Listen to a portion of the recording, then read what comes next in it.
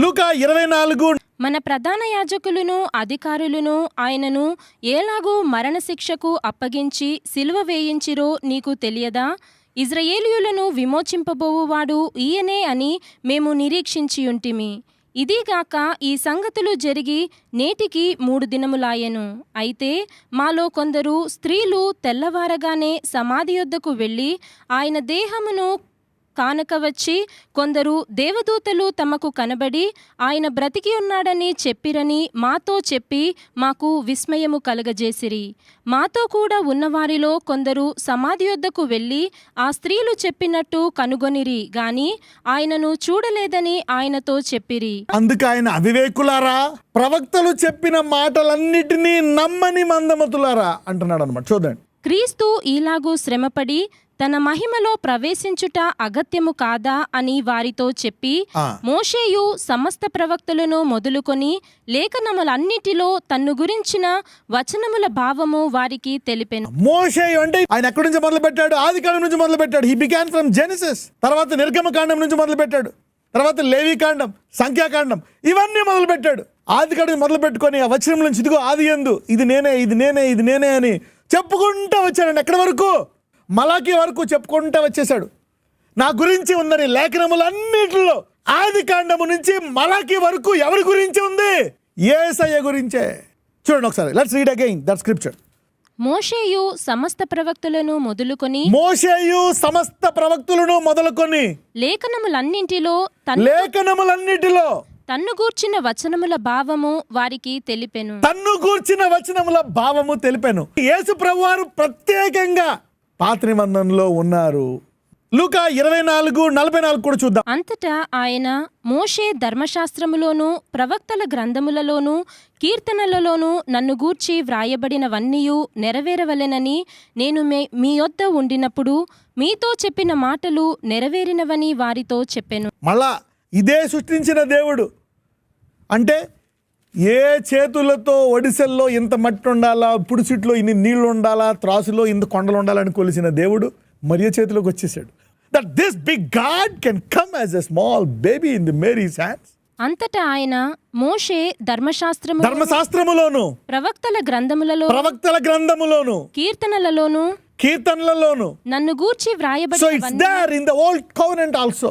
ధర్మశాస్త్రములు అంటే ఆదికాండం, మరి నిర్గమకాండం, మరి లేవికాండం, మరి ఎన్నిటిలో కూడా ఉన్నాయి. సంఖ్యాకాండం, ఇది is there in all this books. భూమి పుట్టక ముందు యేసయ్య స్థానం ఏంటి? ఎక్కడ ఉండేవాడు? ఈ పాత నిబంధన అంతా ఆయన ఎక్కడి నుంచి పనిచేశాడు? కొత్త నిబంధనలో భూమి మీద ఉన్నాడు 33 సంవత్సరాలు, మనకు తెలుసు. సరే, ఆయన చనిపోయిన తర్వాత ఎక్కడున్నాడు అంతమందికి తెలుసు. ఆయన చనిపోయిన తర్వాత ఎక్కడ కూర్చున్నాడు?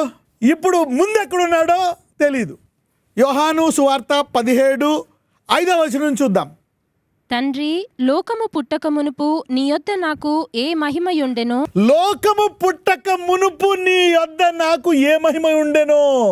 ఒక మహిమ ఉంది, ఉండెనో. ఆ మహిమతో నన్ను ఇప్పుడు నీ యొద్ద మహిమపరచు. ఇప్పుడు నేను మానవుడిగా వచ్చా, తగ్గించుకొని వచ్చా.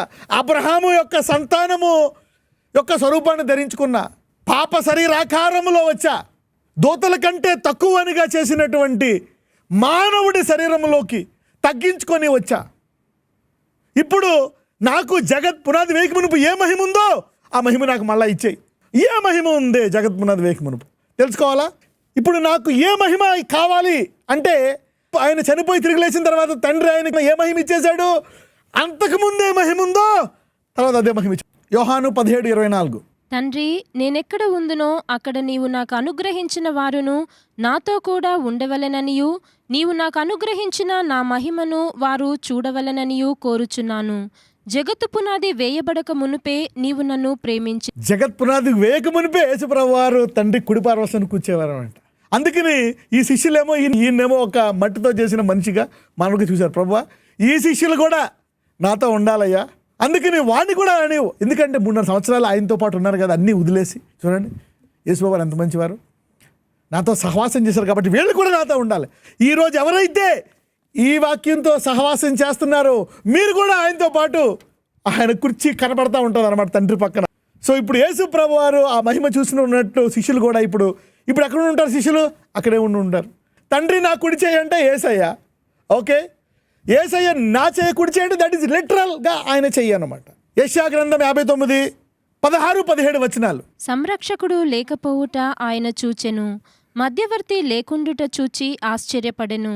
కాబట్టి ఆయన బాహువు ఆయనకు సహాయము చేసెను, ఆయన నీతియు ఆయనకు ఆయన నీతియే ఆయనకు ఆధారమాయను.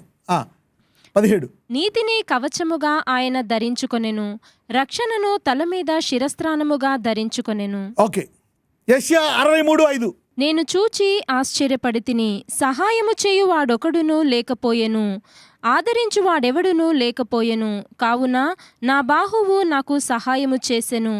ఇంగ్లీష్లో ఏమనుంటుందంటే హిజ్ ఆర్మ్. ఆర్మ్ అంటే ఇదన్నమాట, భుజం. ఇది ట్రాన్స్లేషన్లో కూడా చూడండి, ఇక్కడ ఆయన సంరక్షకుడు లేకపోవడం ఆయన చూశాను, మధ్యవర్తి లేకుండా చూచి ఆశ్చర్యపడను, కాబట్టి ఆయన బాహువు ఆయనకు సహాయము చేశాను. ఇది ఎవరి గురించి? ఇది ఎవరు మాట్లాడుతున్నారు? తండ్రి. ఆయన బాహు, హిజ్ ఆర్మ్ బాట్ సాల్వేషన్. తండ్రి యొక్క భుజము, arm bat salvation to me అందరికి అర్థమైపోయింది. ఇది తండ్రి అంటున్నాడు, నా భుజము నాకు సహాయము చేసింది. ఓకే, అందరూ పడిపోయారు, పాపంలో ఉన్నారు, వాళ్ళని మళ్ళీ నేను తెచ్చుకోవాలి. ఎవరు చేశారు సహాయం? ఎవరు లేరు వాళ్ళకి నాకు మధ్యలో. నా కుమారుడు చేశాడు కానీ, అన్ని చేశాను కానీ. చూద్దాం, కీర్తనలు 98:1. యెహోవా ఆశ్చర్య కార్యములు చేసియున్నాడు, ఆయనను గూర్చి క్రొత్త కీర్తన పాడుడి. ఆయన దక్షిణ హస్తము, ఆయన పరిశుద్ధ బాహువు ఆయనకు విజయము కలగజేసి ఉన్నది. ఇక్కడ రెండు ఉన్నాయి. ఇక్కడ దేవుడు అనే పదము అనేక సార్లు తండ్రికి వాడతారు, అనేక సార్లు కుమారుడికి వాడతారు, అనేక సార్లు పరిశుద్ధాత్మకు కూడా వాడతారు. మనం పరిశుద్ధాత్మని ఏమంటాం? పరిశుద్ధాత్మ దేవుడు. కుమారుడిని ఏమంటాము? దేవుడు. తండ్రిని ఏమంటాము? దేవుడు. గుర్తుందా? కీర్తనలు 110లో దావీదు అంటాడు, ప్రభువు నా ప్రభువుతో అంటాడు. ప్రభు ఎవరు? తండ్రి. నా ప్రభు ఎవరు? యేసయ్య కదా. అలాగే వాక్యములోనే తండ్రిని సంబోధిస్తూ ఉంటారు, కుమారుని సంబోధిస్తూ ఉంటారు. 98:1. యెహోవా ఆశ్చర్య కార్యములు చేసియున్నాడు, ఆయనను గూర్చి క్రొత్త కీర్తన పాడుడి. ఓకే. ఆయన దక్షిణ హస్తము, ఆయన పరిశుద్ధ బాహువు ఆయనకు విజయము కలగజేసి ఉన్నది. ఒకవేళ యేసయ్య రైట్ హ్యాండ్ అంటే ఫిజికల్ రైట్ హ్యాండ్, తండ్రి రైట్ హ్యాండ్ అంటే ఎవరు? యేసయ్య.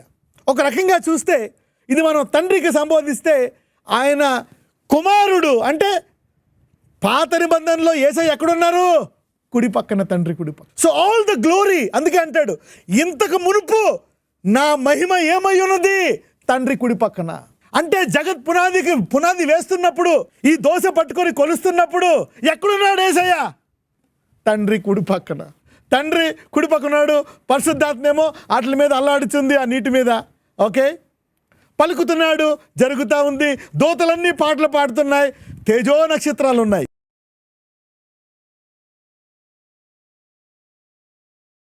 నాజరేయుడైన యేసయ్య మా కుటుంబాలను, మమ్మలను నీ కృపచేత భద్రపరచండి, రక్తం చేత భద్రపరచండి. Heal their bodies now Jehovah Rapha. వాళ్ళు ఈ వాక్యమంతా వినాల, ఆరోగ్యంగా ఉండాలి, అనేకులకు సాక్షులుగా ఉండాలి కనుక అయ్యా వారిని ముట్టి స్వస్థపరచండి. ప్రతి రోగమును తీసివేసి ముట్టి స్వస్థపరచండి. దీర్ఘాయును దయచేయండి అయ్యా. వారిని తృప్తిపరిచి, అబ్రహాము తృప్తిపరిచి పంపించావు. అద్భుత రీతిగా వారిని అన్ని రంగాల్లో ఆదుకొని ఏ లోటు లేకుండా సహాయం చేయమని నాజరేయుడైన యేసుని ప్రార్థిస్తున్నాము తండ్రి. ఆమేన్.